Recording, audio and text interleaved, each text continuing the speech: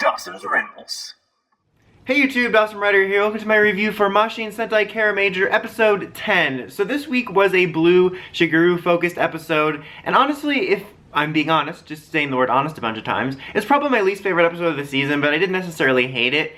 I think it was just kind of the most par for the course. I don't know where the accent came from. I think it was just kind of, honestly, the most par for the course, traditional Sentai filler episode. Something that Kiramager's been pretty good about so far is in their fillers, we usually get some sort of advancement of, like, the plot or something going on with the villains, or we learn something about the characters. And like I said, not that this one was awful or anything, but, like, Blue was the focus, and the only thing we really learned about him is that he's terrible at letting girls down easy. So there really wasn't as much of a meaningful, like, progression or something really meaningful we learned about the character, but it was decently entertaining.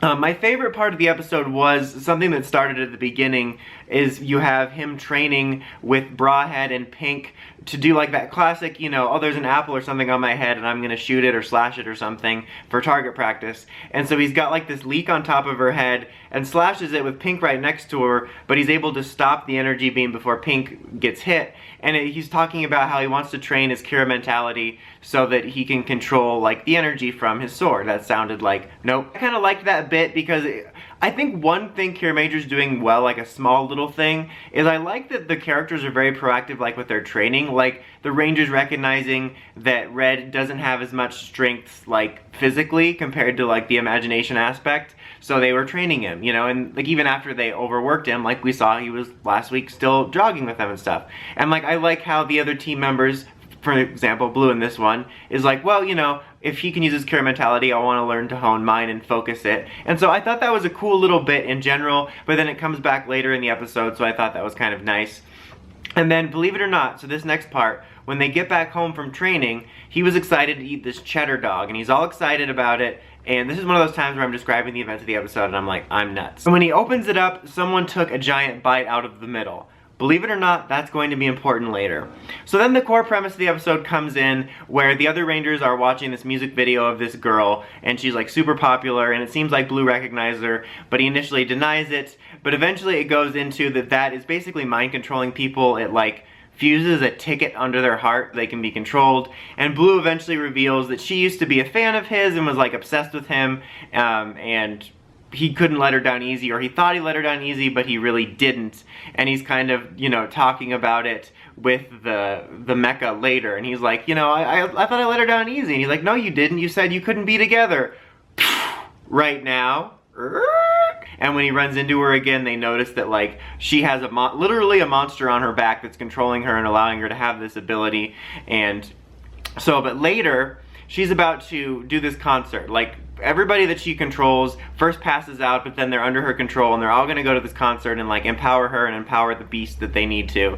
But there's nobody there when she goes to sing, because Pink managed to figure out a cool plan to free everybody, including the other Rangers, which were under her control previously. And so that was cool. I liked Pink in this episode too. She didn't have a lot of focus, but she was just like very smart and capable in this episode, and I enjoyed her character in this one.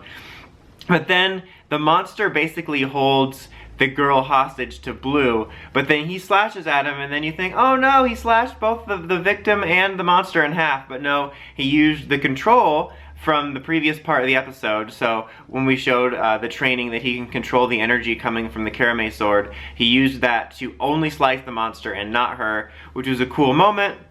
And then when we get to the Mecha Battle, we again have Garza there, so I'm like, okay, they're gonna do this a third time where they take control for King Express, and they do that, but this time Garza is able to take control of it, and then he's like, okay, haha, I got control of it. That was not his dialogue. He was gonna blast the mecha, the monster held the mecha, he was gonna blast him, and then Blue remembers what happened to his cheddar dog, and he's like, I got a similar solution. So they detach the mecha so that Joki actually blasts and destroys the monster. Honestly, that was kind of funny. Like, just reviewing the episode, it's funny to me that at the beginning of the episode, there's two setups that pay off, which is his training with his Kira mentality and the cheddar dog that got a bite eaten out of it. So I thought that was kind of funny, and it's just funny because that's like a joke at the beginning of the episode you don't expect to come back, and if you do, you expect it to be a comedic callback, which I guess it was, but not a callback for an actual strategy. So I kind of like that.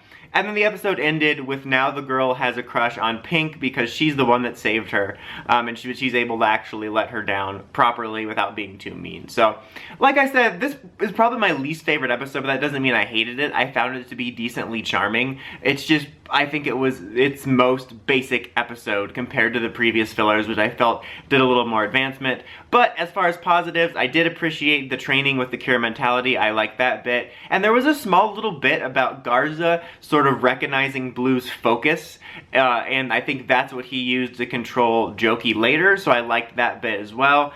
And, you know, as kind of stupid and silly as it was, I thought the Cheddar Dog thing was funny because it was kind of unexpected that that came back on the same level of his Kira mentality training to be a part of the episode. So I would give it an overall 7. I was going to give it a 6.5, but the Cheddar Dog strategy of 2020 set it up to a 7. But what did you guys think? Did you enjoy this episode and its high intense Cheddar Dog strategies? Let me know in the comments as always. Until next time, like, comment, subscribe, and climb the steps and ring that bell. Congratulations for my videos. Dawson Ryder, signing out.